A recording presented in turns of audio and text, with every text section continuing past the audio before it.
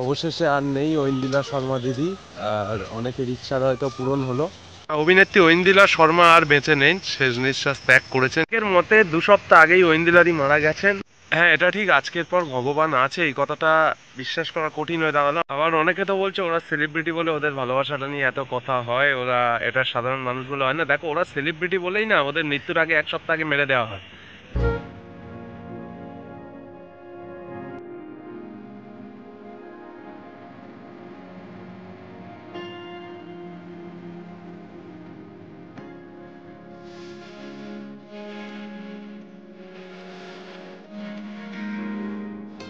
সামান্য জ্বর সর্দি কাশি হলে যেখানে আমরা নিজেদেরকে দুর্বল ভাবি, সেখানে এতগুলো রোগ নিয়ে এতগুলো সমস্যা ফেস করেও বেঁচে থেকে দেখিয়ে দিয়ে গেলেন ভালোবাসার জোর কতখানি আর নিজের মনের জোর কতখানি। তাই আজকের থেকে একটাই কথা বলবো বস, নিজের মনের জোরের ওপর কনফিডেন্স রাখো, নিজের ওপরে কনফিডেন্স রাখো, আর এগিয়ে চলো।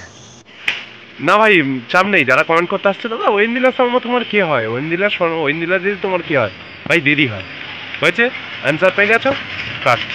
এটা একটু অন্যভাবে বলি, তোমরা হয়তো এই ভিডিও মানে দাদা দিদিকে চেনো না, ফলো করো না, হতে পারে, বাট আমি ফলো করি, সো আমি চিনি। তো তাদের চলে যাওয়াটা, তাদের কষ্ট পাওয়াটা, তাদের হেরে যাওয়াটা আমার কাছে কষ্টে। আমি তাদের সাথে দেখা করেছি, আমি মিশেছি, বা যারা মিশেছে, এটা যারাই তাদের ফলো করে তাদের কাছে কষ্ট, হ্যাঁ তোমার কাছে নাও হতে পারে। তার জন্য এই নয় তো যে যারা ভালোবাসে তাদেরকে বলতে ভাই ভাই ওর মৃত্যুতে কি কষ্ট হতে পারে, কেন কষ্ট, কে তোমার, এগুলো কেন কমেন্ট করতে যাচ্ছ? তোমার কাছে হতে পারে, বাট অন্যের কাছে নাও হতে পারে। হ্যাঁ ভাই, ক্লিক বেট আমিও করি, ভিডিওতে ক্লিক বেট আমিও করি, কারণ একজন স্ট্রাগলিং ইউটিউবার বলবো কি জানি না, ছোট থেকে বড় হওয়ার চেষ্টা করছি, তাকে ক্লিক বেট একটু আধটু করতে হয়। যেমন আমি জিদ্দার বাড়ি গিয়ে জিদ্দার দেখা না পেলেও থাম্বনেলে জিদ্দার ছবি বসাই, ঠিক আছে, মানে এগুলো করি। কিন্তু হচ্ছে এর মানে এই নয় যে 2 সপ্তাহ আগে পাশে দেখছো 53,000 মানুষ এই ভিডিওটা দেখেছে। চ্যানেলের নাম শর্ট টপিক, আমি পাশে স্ক্রিনশটও দিয়ে দিচ্ছি। ঐন্দ্রিলা শর্মা মারা গেছে আর বেঁচে নেই ভাই, নিউজ বানিয়ে দিয়েছে। শুধু এটা নয়, আরো অনেক চ্যানেল এরকম ভিডিও বানিয়েছে। হ্যাঁ, এবার অনেকে প্রশ্ন করবে কেন ওদের নিয়ে এত মাতামাতি। পাড়ার পাশের কাকিমাকে দেখো, পাড়ার অনেক জেঠুদের এরকম অবস্থা। ভাই তুমিও তো ফুটবল খেলো, তোমার ভাই তো ফুটবল খেলে, তোমার দাদাও তো খেলে, রোনাল্ডো মেসিকে নিয়ে কেন মাতামাতি? শেখো না কিছু ওদের থেকে। আমরাও শিখি ওদের থেকে, কিছু শিখেছি বলেই মাতামাতিটা। যতদূর খবর দেখেছি, আজকের 12টা 59 ঐন্দ্রিলাদি হার মেনেছেন, মানে মারা গেছেন বলতেও কষ্ট লাগছে। কারণ যে মানুষটা 10 বার হার্ট অ্যাটাকের সঙ্গে লড়াই করতে পারে, 10 বার হার্ট অ্যাটাক করার পরে পর্যন্ত লড়াই চালিয়ে যেতে পারে, সেই মানুষটা মারা গেছে বলতে না নিজের খারাপ লাগছে। মানে অন্যতম একটা জেদি, মানে মন না থাকলে, এত বড় একটা লড়াকু মন না থাকলে এটা কখনো সম্ভব নয়। মানে এনার মৃত্যু হয়নি, লড়াইটা এখানে থেমে গেছে, মানে ঐন্দ্রিলাদির লড়াইটা এই পর্যন্ত স্টপ হয়েছে। আর ভাই এতই ছোট বিষয় হলো না, বাংলার A to Z each and everyone প্রত্যেকটা সেলিব্রিটি তাদের পাশে এসে দাঁড়িয়েছে। প্রসেনজিৎ চ্যাটার্জি থেকে শুরু করে বাংলা সিনেমার মিঠাই প্রত্যেকে অদ্রিতা থেকে শুরু করে, আর সবার প্রিয় সারা ভারতবর্ষে বাংলার গর্ব অরিজিৎ সিং পর্যন্ত তাদের পাশে আসতে হাল ছাড়েননি, মানে তাকে একটু বাঁচিয়ে তোলার জন্য, একটু সুস্থ রাখার জন্য। আর এরপরেও তুমি বলবে যে কেন ভিডিও বানাচ্ছিস।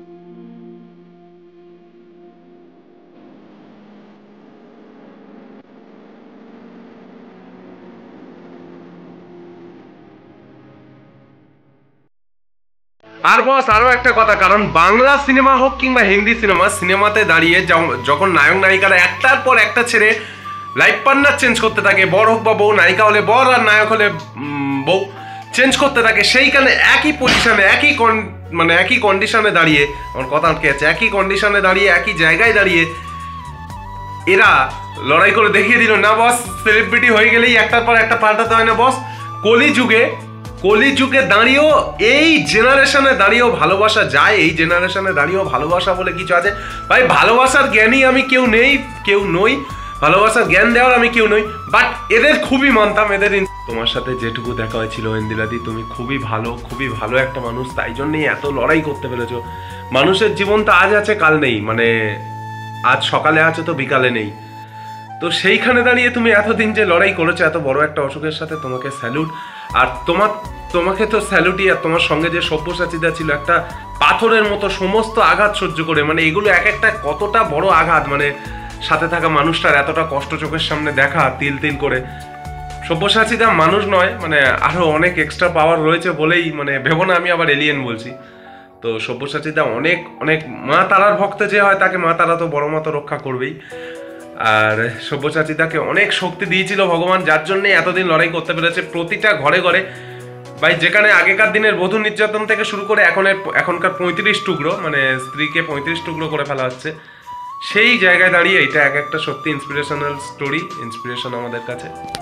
কষ্ট লাগছে ভাই, খুবই কষ্ট লাগছে, কারণ কাছ থেকে দেখেছি তো খুবই মানুষ দুটোকে। আর যখনই দেখেছিলাম অসুস্থ হয়ে কিছুটা রিকভারি করেছে সেই টাইমটায়, মানে একেবারে প্রাণচঞ্চল অবস্থায় দেখেছিলাম, তাই খুবই কষ্ট লাগছে। মানে এরকম ভাবে চলে যাওয়াটা, এই কয়েকদিন আগে সব্যসাচীদা লিখলো মিরাক্কেল হয়ে গেছে, ঐন্দিলাদি সুস্থ হয়ে গেছে, প্রায় ভেন্টিলেশন থেকে বেরিয়ে এসছে, তার হঠাৎ দুদিন বাদেই একদিন বাদেই এরকম একটা খবর, মানে জাস্ট আনএক্সপেক্টেড। আমি মানে কি মনে হচ্ছে, আমি পড়ে বেরিয়ে এই সবে ব্যাগটা আমার রেখেছি, মানে পড়ে সবে মাত্র বাড়ি এলাম, আমি পড়ে বেরিয়ে খবরটা দেখা মাত্রে আমি বারাসাত স্টেশনে দাঁড়িয়ে কিছু ভিডিও করেছি, ট্রেন এসে গেছে, তারপর বাড়ি এসে উঠোনে দাঁড়িয়ে কিছু করেছি, ব্যাগ কাঁদেই আবার এখন করছি বাড়ি এসে ভিডিওটা। কি বলবো ভাষাহীন ভাই। মানে আজকে ভিডিওটাতে কিছু মানুষের উত্তর দেওয়া, আমার আগে থাকতেই এদের ভিডিওগুলো আমি দেখেছিলাম, 2 সপ্তাহ আগে ঐন্দিলাদিকে মেরে দিয়েছে, মানে অনেককেই করে এরা এরকম। তো এদের উত্তর দেওয়া বাকি ছিল, আমি শুধু অপেক্ষায় ছিলাম যে কোন দিন এদের যোগ্য জবাবটা দিতে পারবো। আজকেরই হয়তো যোগ্য জবাব দেওয়ার দিন, কারণ এছাড়া আর সময় হয়তো আসবে না।